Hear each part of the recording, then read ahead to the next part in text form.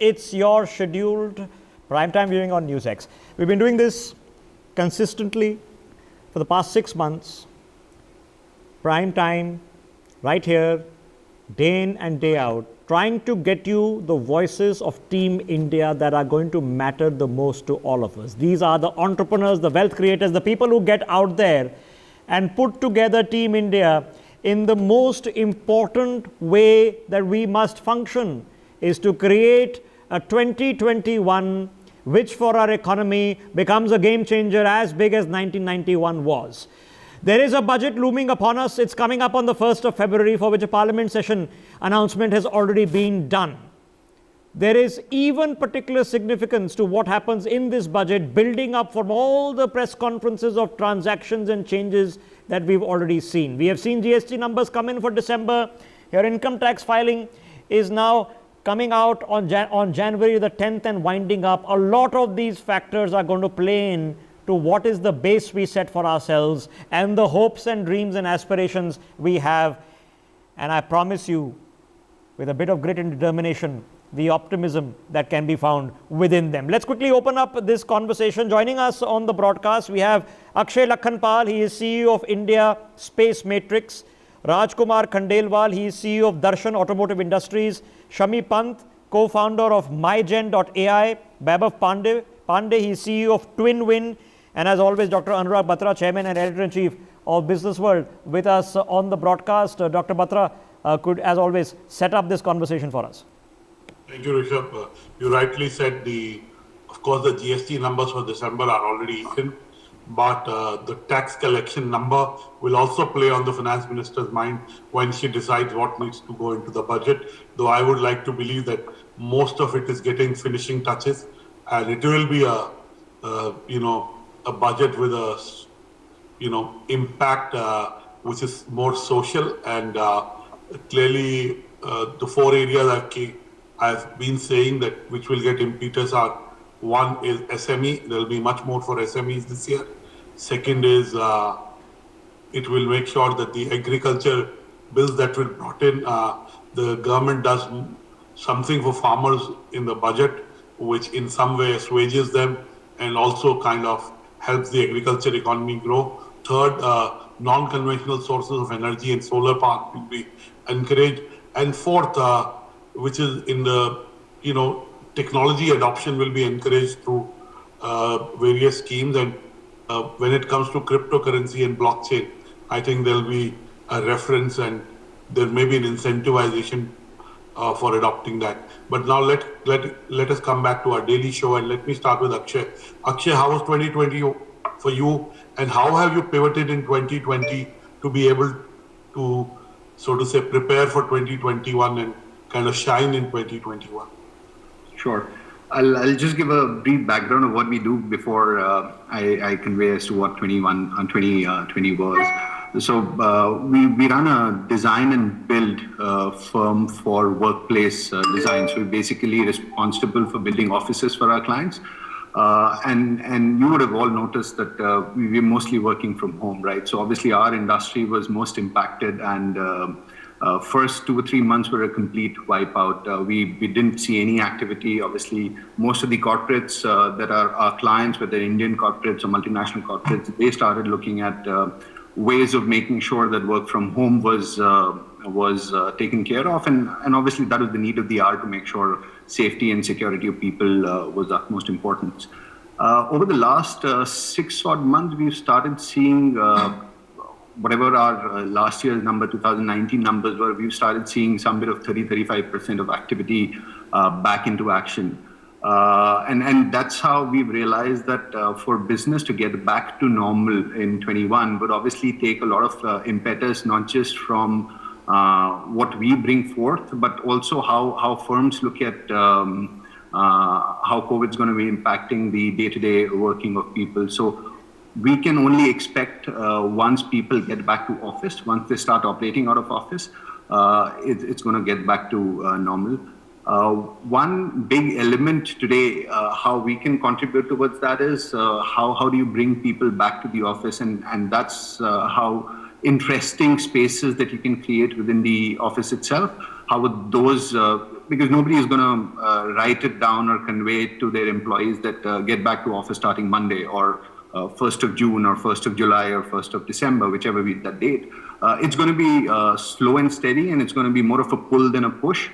So that's how we're hoping that it starts sooner than later, not just for our sakes, but also from a perspective that people are completely burnt out now. Working from home is not easy. You've got kids at home, you've got smaller families, you've got everyone taking a room for their own Zoom calls. It's not easy. So I hope for everyone's sake, it gets back to normal soon. And Akshay, you raised the right point about the future of workplaces. If the future of work has already arrived in some shape and form in 2020, which is work from anywhere, not necessarily work from home, and flexi working, as I'd like to call it, then as you rightly say, the offices have to reinvent themselves to be places for social engagement, which they were without we focusing on that, the water cooler talk, the canteen talk, the talk in the aisles, and for a lot of people, office is where they spend 70-80% of their time,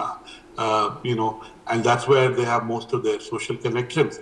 So office is not just about, I remember this show that used to come on Sub TV called Office, and it would kind of look at, but have large companies gone on to redesign their offices, both from a keeping future in mind, plus the social distancing? Has that added to some work? Yeah, so redesign of existing offices is obviously on the agenda for most of the organizations. However, I think currently everybody is in a wait and watch mode. Everybody is trying to assess, as you rightly said, it's going to be hybrid work, right? It's going to be work from home, work from a cafe, work from an airport, or work from back from the office itself. What percentage of what element would be crucial? Because at the end of the day, real estate is a big P&L pull as well, right? So you've got to strategize as to what portion do you want to allocate of your P&L onto the real estate itself. So everybody is currently in the phase where they're trying to assess the situation. Obviously, social distancing at office is a must, but then those can be brought about with minor tweaks into the office. But as you rightly said, the whole office design industry, the whole office element of using office to get back people to work and get them engaged is going to be the next driving factor. And it's going to be huge. It's going to be really a pivotal moment from a workplace design perspective. Okay. Shami, coming to you, artificial intelligence is manifesting itself in every decision that we are taking, consciously or subconsciously. You have to be a business that is driven by insights from artificial intelligence and tools that help you accelerate the business. Give us a sense of how you're placed as you move into 2021.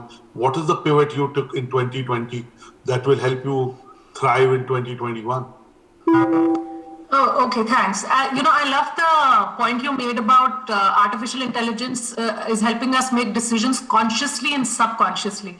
It's amazing how, so many people are actually making those decisions using AI, but they don't know it is AI, which is the beauty of it. And I think that's why AI will succeed big time, because, it's going to so seamlessly weave into our lives more and more that we won't even feel it, but it'll be there. It's like, what Apple has done, right, to all the iPhone lovers, so to say. So what my company does is that we make artificial intelligence-based coaches which stay with you 24/7. So it's like, you don't have to wait for a training program to occur to upgrade your skill. Let's say you have a meeting tomorrow and you want to learn or upskill yourself in terms of how are you communicating in that meeting? Are you going to be influential or not? So you don't need to wait for the training program. You can come to our product, you speak, and you will get instantaneous feedback.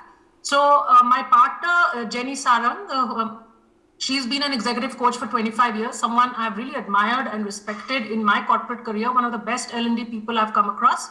So what we've done is treat algorithms like Jenny. So I, what I love to say is that our vision is to create millions of Jennys so people can have access to her and really upgrade their skills and make use of it in improving their professional lives and even personal. Right now, we have two products, YouSpeak and Kword. YouSpeak is for oral communication skills and Kword is for written. So now what has 2020 done for us? Well, 2020, if I may say, has been amazing for us. Because you see now with all of this hybrid workplaces and work from home, etc., what has happened? The world has become a lot more digital. Right. So even if you look at the whole L&D space, there's a huge shift. Almost, I would say 70% of the survey done, and 70% of the organizations are feeling that they're shifting towards, or they need to shift towards complete digital solutions, not even e-learning. And we were designing a digital solution, and our solution makes L&D also very analytical, because the minute you get AI, there's also analytics, because the whole basis is data. But of course, I mean, the practical challenges on the ground are that budgets have gone down. Whenever you talk to any L&D team at any organization, you hear, oh, our budgets are cut. So price sensitivity has gone up the roof, which is a challenge. And what I really look for in 2021, we are going to continue to do what we are doing. But what in terms of, if I look at the budget, for example, and you had mentioned earlier what the government is doing to support the startup world. One of the things which the Prime Minister did talk about a while back was that, his passion for really that made in India apps or products, technology products, because, traditionally we are very good at helping others make great products, but we haven't really innovated as a country that much. So I love the fact that he's pushing that. However, I do hope to see that in the budget, in 2021, he's actually going to come up with some practical actionables. You see, if you're a startup in the US, for example, today in AI or Canada, the ecosystem supports you so much that you just have an access to this network of organizations you can reach out to. As an Indian startup for AI, we don't feel the same. We don't feel we are empowered, to deal with that. So, that would be big. And of course, if more capital can be infused, because for startups, at times, there's just a bit of a difference in making it and, or failing it, just because you cannot make up for the delta X cash flow that you need, for that much time. So I think if these two things I can see happen in the budget, that would be brilliant. Yeah, I'll tell you, entrepreneurs thrive in spite of the government and despite the government. They're entrepreneurs because they're self-sustainable, they're Atmanirbhar in the real way. Our shows are not. But you're right, the Prime Minister is making sure that for the first time we think of building a product company out of India, and we just don't think of what we do in India, but think of what we can do for the world. So clearly he's raising the consciousness. He's raising. And if it wasn't for this government, frankly, I wouldn't even have raised the point, because, right, we don't. But Shami, just to today, if you have a sustainable business and even if there's shortfalls, there is funding available. There is funding. Receivables, no equity, no debt. There is a funding against receivables. There is debt funding available. There is equity. There are technology players who are giving you grants, which help you kind of build your business. So today, I don't think capital is an issue in India. Yes, our cost of capital is still the highest. Yes, the quantum of capital can be more, but I think if you have the right team, right idea, that's true, and you've been able to articulate that well and have some track record, if I may say, then raising capital should be a cakewalk for you. It should let me bring in Vaibhav Pandey. Vaibhav, tell us a bit about TwinWin, and tell us, as you enter 2021, what are the plans for your company? See, TwinWin believes in giving the people the gift of personal effectiveness. So we are into personality training, Vedic maths training, career counseling, and even exams training, even coachings. So what TwinWin does, or what TwinWin did earlier, was we were engaged with various schools and colleges. And when 2020 started and all schools and colleges were shut, it was, it proved a very big challenge. But then there is always this bright light at the end of the tunnel. We got this great innovation happening, and we decided that we need to shift our focus to live classes. Luckily, it paid off. And a company which started from maybe 2 to 3 states, namely Delhi, Uttarakhand, we have now our reach in 150 cities of India and even 5 countries. So I would say that 2020 proved a blessing in disguise. And I must also say that for all entrepreneurs, it is very important, as you mentioned, that we must know how to build new things. So if you are innovative, if you have the people power, if you know that people are more important than money, then definitely you will make a great deal out of it. Plus, there is another factor. When the Prime Minister talks about Atmanirbharta, then at least we as entrepreneurs, we have that necessary fuel that the government is thinking about us. And then there are various magazines like yours, and there are various channels who try to create that ecosystem by bringing people on one platform. So I must say that now things have changed. If I compare it with 2010, 2020 is much bright. Youngsters like have this great opportunity and chance. So what WinWin is doing right now is we are focusing on getting more and more students. So we believe that quality comes at a cost, but if we can give people this cost-effective program, because of Corona, there are many students who cannot afford quality education. So we are even trying to bridge that gap. See, we must sell what is selling. So I must say that a program which is cost-effective will also sell. So we have to see that people We are a very of money. value-driven economy, you know. Yes. Of yes. course, we seek value in whatever we do, and Yes. post-corona, we want to stretch that rupee, so to say, you know, even further. Yes, I would like to add one Okay. more point to this. It is said that Udyamin hi siddhyanti karyani na manorathe na hi suptasya singhasya pravishyanti mukhe mraga, which roughly translates into that if you keep thinking about doing great things, never achieve anything, you must have the willpower to do something. Actions speak louder than words.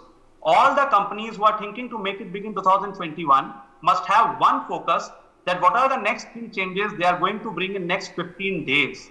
If we have an action plan for next 15 days, we are going to do a great thing. And that too, it will be a great service for the nation at large. We must create jobs. Okay. That's our task right now. You know, let me move to Mr. Khandelwal.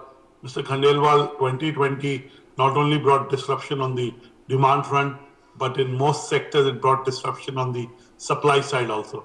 Tell us, how did you navigate that, and tell us, as you move into 2021, what are the milestones you've set out for your company? Mr. Batra, first of all, I would like to thank you for enabling me to come here at this great platform and to interact with the people right here.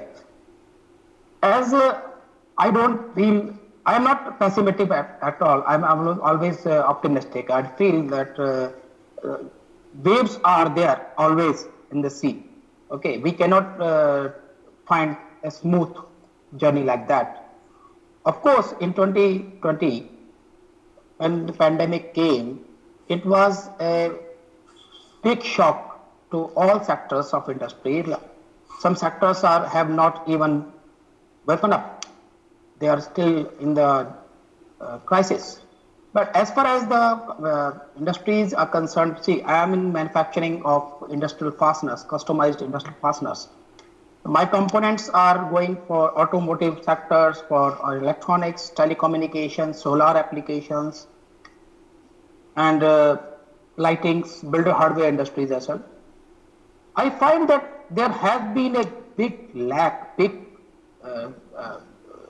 downfall in all the sectors in demand. But as soon as the time passed away through June and July, when the industries came into move, I found that the industry is not in that crisis at all that day. But we were afraid of, we were feeling that in the month of May, April and May, we were afraid. But by the end of July, we found that the market is picking up and the demand started coming back to that track. Now, the main benefit that we got is India has emerged like a great factory for other countries' manufacturers. Here we have good potential and we are getting very good inquiries from foreign buyers. Foreign companies are trying and coming to invest in us. So that's a great thing. I see that 2021 is going to be rocking. Now we have to buckle up our belts and we have to keep our pace moving. Mr. Khandelwal, one of the questions Yes. that is on my mind and ask every manufacturing Yes. entrepreneur and professional that I talk to is, has the cost of labor stayed static or there is a change? And I would like your qualitative comments, because in 2020, a lot of labor migrated back to their places of origin, and some may have returned, some may not have returned. But some of my friends who are in the manufacturing told me that the demand had fallen so much that the labor demand also fell, and the cost of labor actually has come down. I would like you to give us your viewpoint from what you see, since you're yourself in manufacturing. See, as far as I see my fasteners manufacturing industry, I find that every industry like me is facing this paucity of skilled labor. Skilled labor is a very big question nowadays. We do hardly find replacements easily. While unskilled labor is definitely more the people have gone, and many new people have come. Are you saying that when it comes to skilled labor, the prices have stayed or gone up, whereas when it comes to unskilled labor, the prices have come down? Is that what Mr. Khandelwal is? It is similar to that. Yes. Somehow. Okay, that's important. Let me bring in the editor-in-chief of NewsX, Mr. Rishabh Gulati, into the conversation. Rishabh, all yours before we take a break. Okay, before we have a few minutes before we take a break, so let me just open this up and just take this into the practice of this. Mr. Pant, Shami Pant, are we seeing any evidence that we are going from a sort of an anecdotal approach to AI to create an ecosystem around AI? Because I host a lot of debates, ma'am, on space. And all the guests join us, tell us that, look, in the end, it is going to be application of remote sensing and all the stuff that we get in from our satellite launches, which has to be done here. So there's a huge opportunity there. Are you seeing an ecosystem building, ma'am? So definitely I am, and it's before I started my company, I was working with Accenture. Right. Accenture is one of the leading American companies, and I was with them in Bangalore, and I was involved with RPA and AI. So I have been seeing how the skill set, the talent required in AI in terms of machine learning has been growing in India specifically. I think where we lack a bit, but again, with technology, things change pretty fast. So even what I saw last year, like when we were solutioning for our products, we did reach out to Toronto. Toronto, if you know, is one of the biggest hubs globally of AI, where a lot of research happens. AI actually started there from University of Toronto. We did reach out to some experts in California as well. However, I think, even in the last 6 to 8 months with my own technology team and with some of the vendors that we outsource our work to, I've seen people just come up the scale pretty fast. Okay. So at the end of the day, if I know you're talking about some sensors, but essentially AI is a game of data. Yeah. So now how you get your data through IoT, through sensors, through collection, through historical data. So once you can master that and you know what's the right data to collect and what's the right question you want AI to answer, at the end of the day, you're building a brain. Okay, so what's the obvious goal because we're talking about Atmanirbhar right now, on the basis that, ma'am, that the maximum data generation is happening currently on I'm assuming smartphones. The next biggest potential is going to be on connected appliances, your Internet of Things. If we do not have smartphone manufacturing in terms of chipset manufacturing, if we do not have our Android app, which is based out of India or developed in India, or an ecosystem around Apple that has been developed out of India, without these data points, can we play big 5 years, 6 years, 10 years from now? So I think, it is really not about, gone are the days where it's developed is very, very important, right? Because you will get it developed where economically it will make the most sense. So it's not about whether we are making the chip here or not. What AI is about is that what do you want the chip to do, right? How intelligent do you want to make that chip? Now, can I solution it in India? Can I be, in India, which for example Steve Jobs did in Apple, to answer such questions and come out with their own innovations. And if that's the question, that if that's the ecosystem that's required for AI to flourish, and is that increasing in India? I would say yes. Okay, so it's increasing. Okay, I just wanted to make one point. Sorry. Yeah, go ahead. What's very heartening is if you see the number of startups in India now.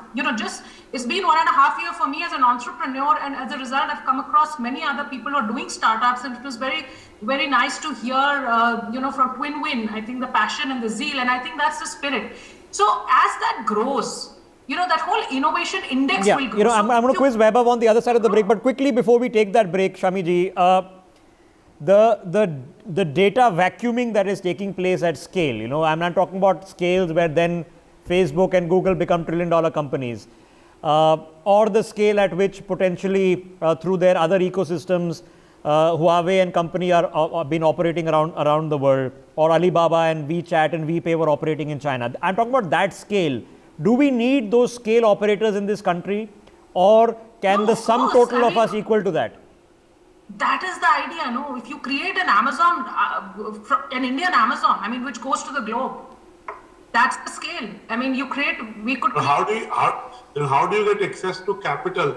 In California, your cost of capital is less than 2%. Yeah, here is 14. Definitely less than 4% even. Here the cost of capital is between 8 to 14%. So clearly, one of the reasons that's why the Amazons of the world are able to some way, give incentives to Indian, because the cost of capital of Amazon is much lesser. No, but Dr. Batra, it's not only that. These guys all have their headquarters in some Cayman Islands or somewhere else. They have and it pay in no Ireland, taxes. which is tax-free. Yeah, all and end up paying no taxes. Exactly the point I made, Dr. Batra. That is why the entrepreneurs know where to get money, and we can raise funds at our level. But if you really want to make it big, which is the way at least I understood Prime Minister's vision when he spoke about it, it will happen unless it's backed with some actions at the government level. Okay, I just want to jump straight into the thick of it. Vaibhav, just come in on this.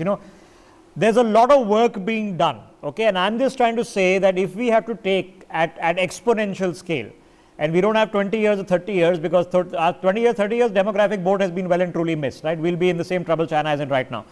So if it has to be done in 3 years or 4 years, what will it take to have the endemic technology, the R&D happening here? Because Shamiji pointed out the brains are being produced, we have the talent, but we have the same problem. Talent is still being seduced by Silicon Valley for obvious reasons. Where do you see, do we need our own Android platform? Without that, can we be data kingpins? So Shamiji is right when she talks about these things, that it is very important that we have a reverse brain drain. You can even get people from outside.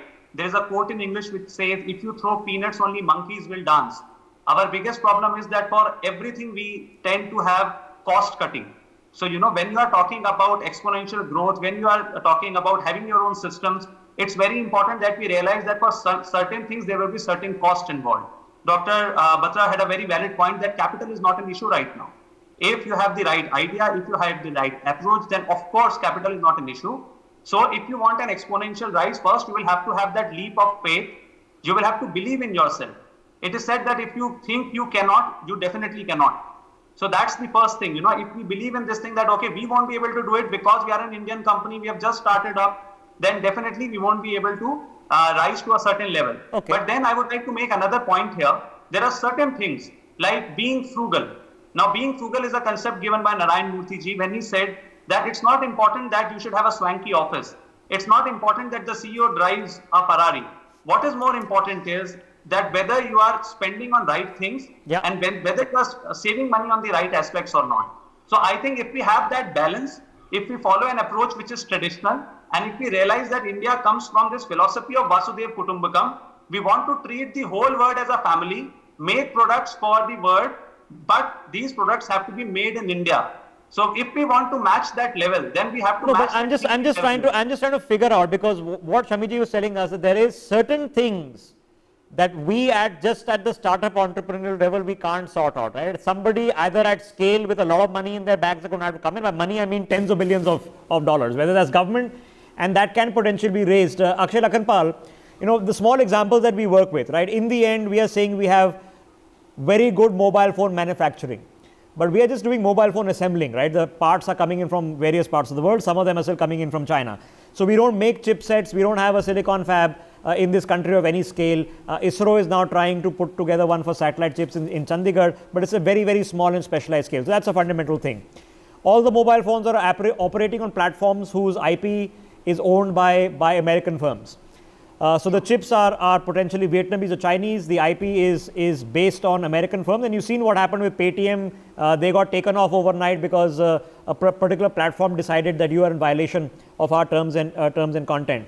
The big data churning is happening Google and Facebook. In my industry, which is funded by advertising, Google and Facebook account for 90% of global advertising. Okay, the rest of us, New York Times, NewsX, Business World, everybody else is sharing the balance 10%.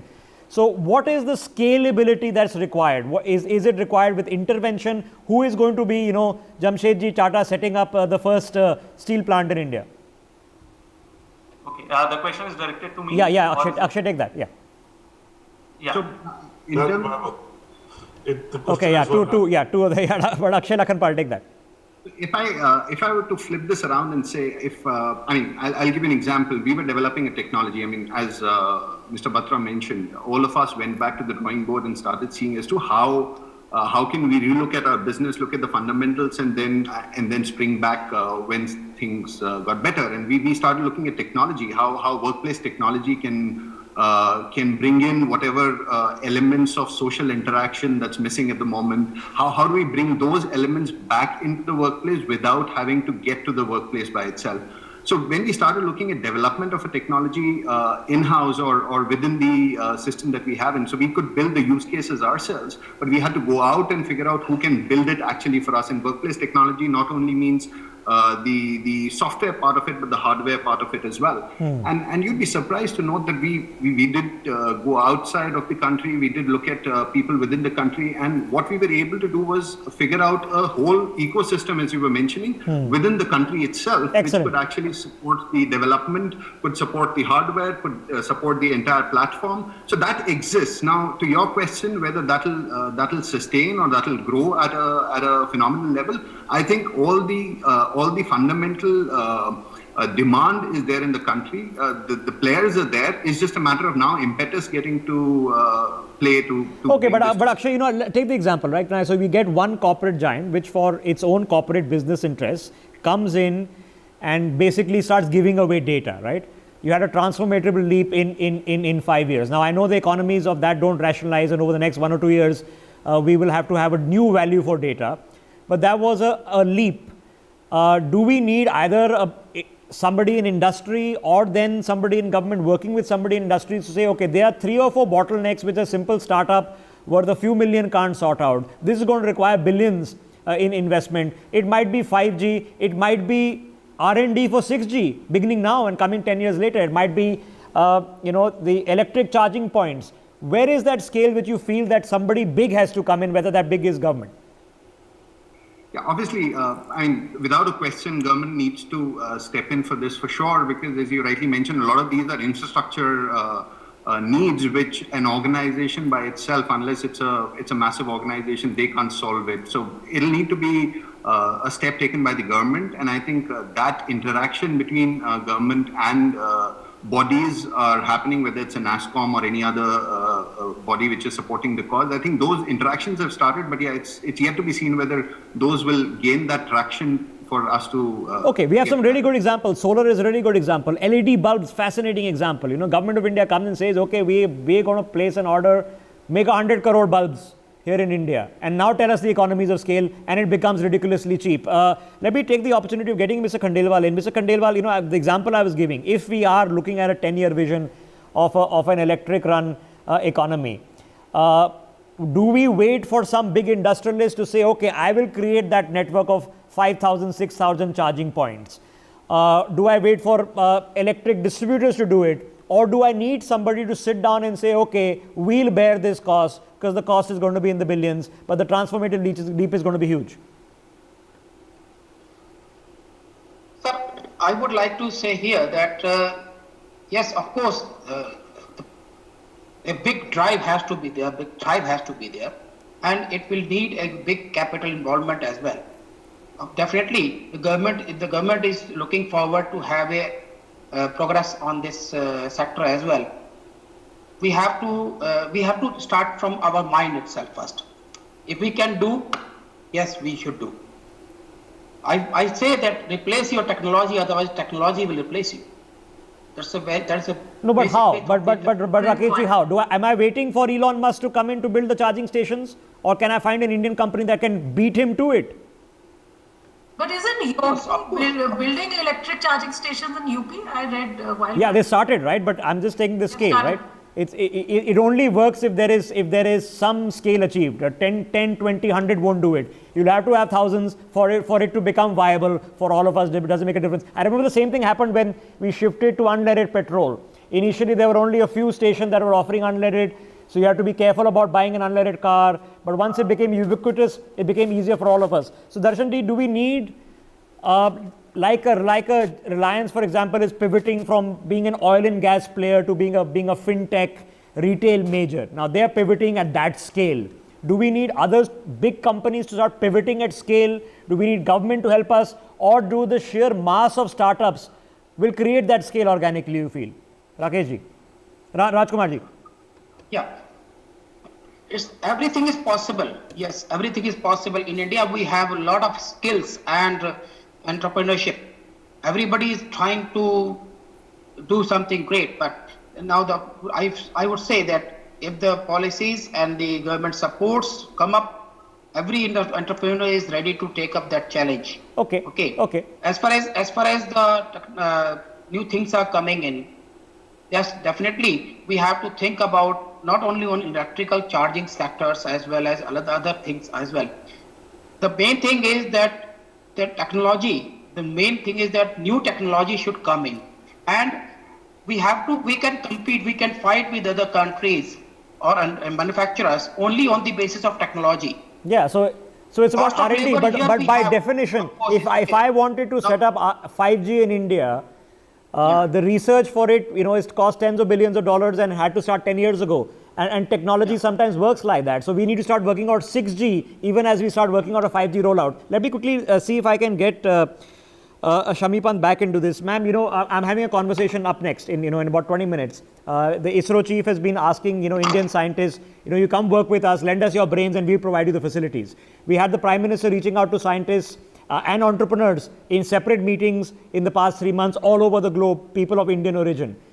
How much R&D needs to come in, and if so, where do we create that? Is it to be created in the universities, at IITs, at IIMs? Where do we do it?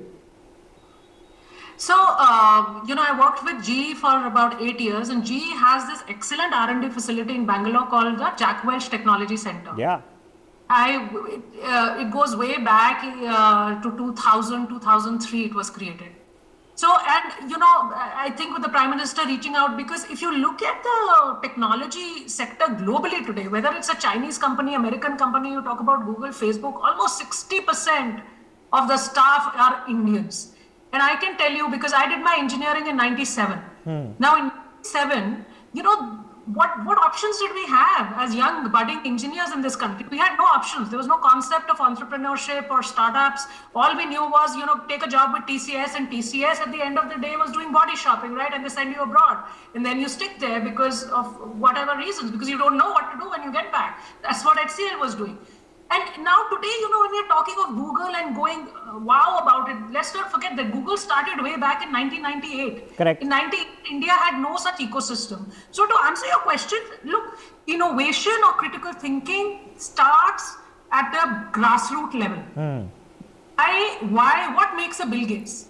What kind of an ecosystem makes a Steve Jobs? Yeah. It's, a Larry Page. It's the ecosystem where you start, where innovation and being different is appreciated. So I think in India, we have to do it across levels, and it has started happening. My own daughters go to a school which is, I thought, very innovative, very different from what I had attended. Right. But yes, Indian scale is very different again. Okay, so that's at least hopeful. Vaibhav, I keep having this conversation with a lot of people coming out of college, right? How many of you are still doing what I did? Is getting your 2 months with an NGO and building your CV and 2 months internship somewhere and building a CV and going for a job. And how many of you guys are going, hang this, I'm starting my own thing in my first year or second year or third year. Some of them are, but that's still a very tiny amount. So what is that where the kickstart is required right when you get started, or do we say no, you join companies and gain your experience and then start your own? Yes, I'll give you a very good news for this. When I was in college, I was amongst the only student in the batch who said that, yes, I want to start something. But now when TwinWin interacts with school students, there are 30 students in a class of 60 who say that they want to start something of their own. Here. There is a great change. There is a wave which is a tsunami which is about to hit us in 5-10 years, a positive tsunami. And believe me, what an Indian mind can conceive, it can surely achieve. I'm again saying it. I might sound philosophical, but I'm saying it again and again because the approach has changed. Google, these big companies, most of them have started. Facebook, they have started in garages. We do not have any dearth of garages in India. So don't worry, we are on the right track. But when you talk about this thing that from where will the research come, then yes, it's a very valid question. I would like to ask every one of us who's sitting in the panel and even people who are watching NewsX right now, when we talk about business, do we talk about how much money we will make, or do we talk about how many lives we will touch? I think the biggest problem is that we talk about how much money we will make in how many years. When this approach changes and we talk about how many lives we will touch, we Indians have a great advantage in this. And you will end up then making money. So if your dream is I want to put a PC in every home, you will end up making a $1 trillion company. Okay, before I hand back to Anurag Batra, last quick thought. Actually, Akanpal, just weigh in on this. When we are talking about transformative change, right? Now, what does that mean to us in transformative? Is it anecdotal? Is it ecosystem approach? I am very excited about the ecosystem approach in the defense sector and the space sector. They're going to be worth billions over the next 2 or 3 years. Well, how do you look at it?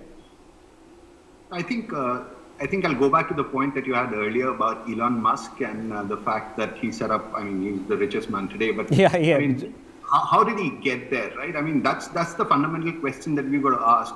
When he started looking at electrical vehicles, was he actually looking at developing charging stations? He was actually looking at battery design, and he was looking at how a car can be designed where an electrical vehicle appeals to everybody. Exactly. So that design thinking, saying that, okay, how will I make a car absolutely beautiful for people to want it, and how do I get the batteries to do what they're supposed to do? That bit of design thinking, I think if we apply that to doing bulbs, as you spoke about, whether we're just churning those bulbs out for mass production, or are we actually thinking and applying the design thinking, saying, can we change the way it is consumed in India? And hence, it will be far more successful. The moment we start doing that, the scale in India can be amazing. It's huge, yeah. Absolutely transformative. Okay, Anuragji, back to you. You know, it's fascinating, Rishabh, to hear a young person like Vaibhav talking about impacting lives. And if all of our young entrepreneurs started to think like this, as you rightly said, you know, they'll find markets, they'll find a large number of lives to impact, and businesses would be automatically created. And Lakshay made the right point. You have to look at, you know, how did Elon Musk, if I talk to 10 entrepreneurs in a month, and I asked all of them, you know, who's your role model, at least 5 or 6 say it's Elon Musk. But look at the number of failures he's had before he got there. Exactly. Look at the near failure. Even with this Tesla, he almost, you know, kind of went bankrupt, you know, so to say. So clearly, in India, the culture of celebrating failure, but there's nothing called failure. It's the idea, the project that fails. The person never fails. So that culture change, you know, Shami talked about a product company. We haven't built a single product company out of India. But I have not told my kids, oh, it's okay to fail. You know, we don't say it even. I may be able to deal with it if it happens because that's how I am wired. But we don't tell our kids. I never heard my parents who are academicians tell me it's okay to fail this year, go and do something that you like. But that environment is changing with the success of lots of first generation entrepreneurs who built on to impact lives and also build large companies. I think there are enough role models. So I keep saying, I go, you know, staying philosophical like Vaibhav, you know, Stephen Covey said, do the right thing for the right reason in the right manner. If you do that, you know, magic happens.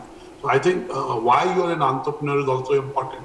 I mean, the fact that, you know, politicians lead countries is because, you know, they may like power, but they also want to service, you know, the nation, so to say. They want to, but sometimes if the pursuit of power becomes the only, then you possibly create a Donald Trump, you know. You saw what happens 2 days back there. So clearly, I think the intent of why you're, being wealthy is, we can do a whole show on being rich versus being wealthy. And my hypothesis is Indian entrepreneurs are very happy being rich. They're not happy being wealthy, because if there is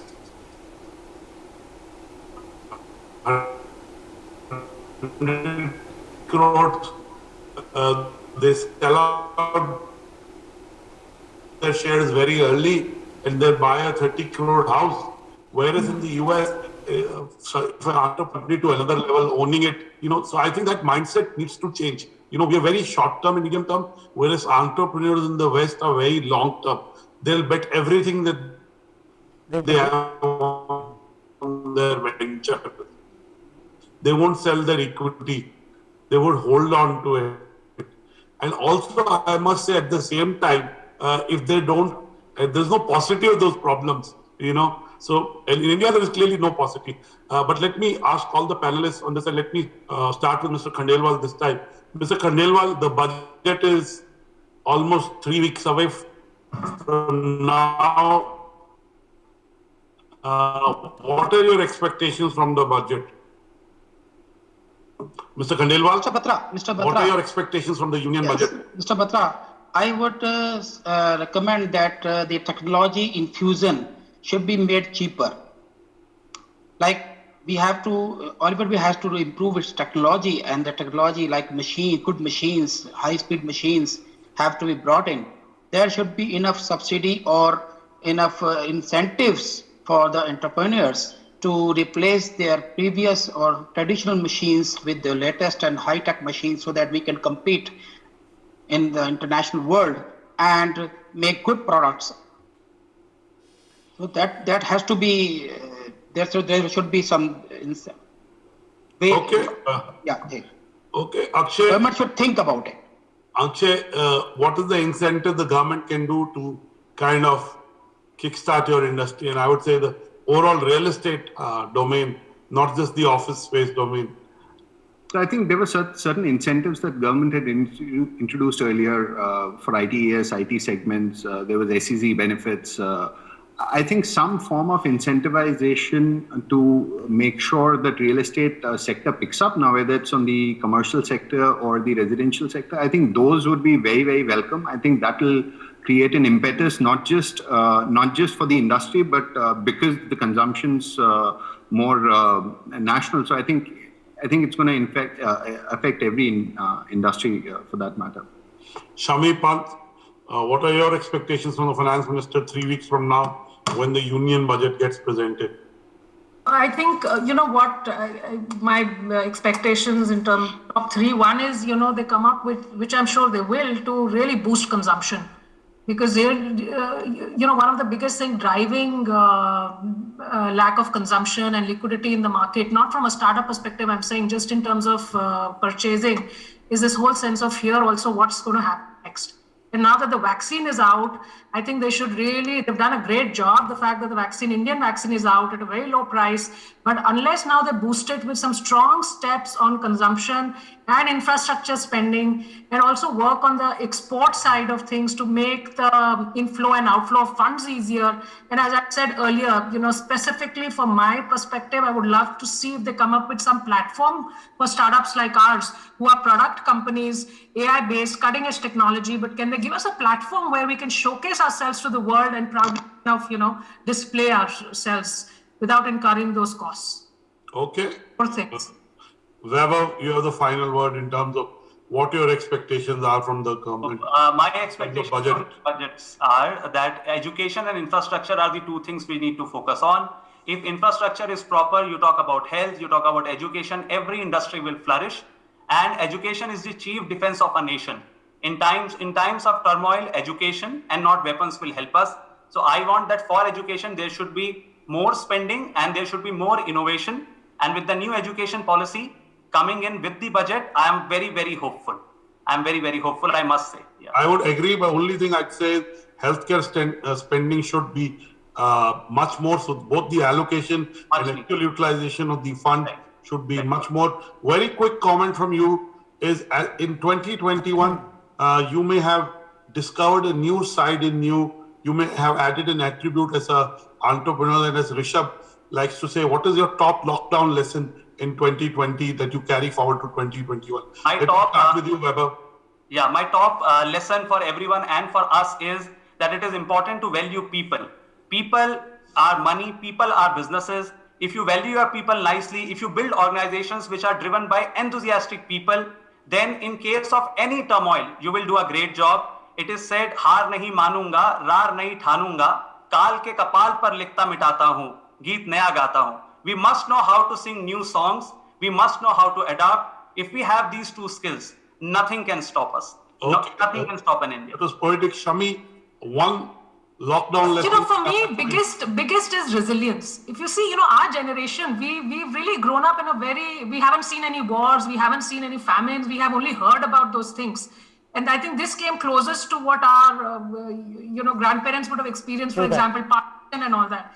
So resilience was a big lesson that I've learned, and as a team at MyGen, we have imbibed. Okay. Before we bring in Mr. Lakhanpal, Mr. Khandelwal, your top lockdown lesson.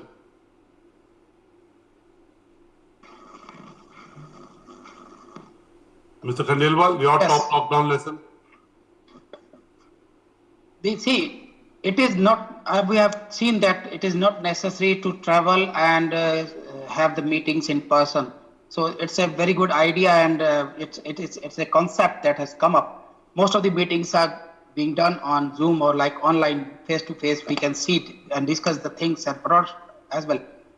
I need not to move that way too much. The travel is very less. The expenses on travels have gone down. And the people have learned that yes, it is possible. It is possible to work without meeting people. Absolutely. That's a big lesson. Akshay, I'm not sure that's a good thing for your business. But nevertheless, what's your top lockdown lesson? So, the biggest thing I realized personally was what I was missing on in life from kids at home and what all we weren't paying attention to while the life was moving on. I think that bit of work-life balance is something that I feel is something that I hopefully will carry on for the rest of my life.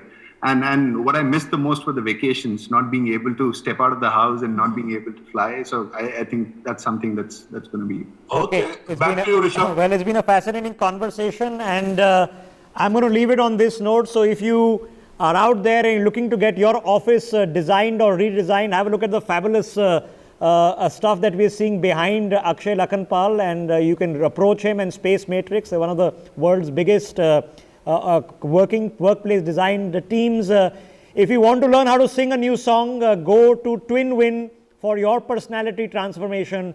You can find Shami Pant's team on MyGen, and that's Gen with a J.ai. They are available online. So if you want to figure out how your company can benefit from AI-enabled services, please reach out to them.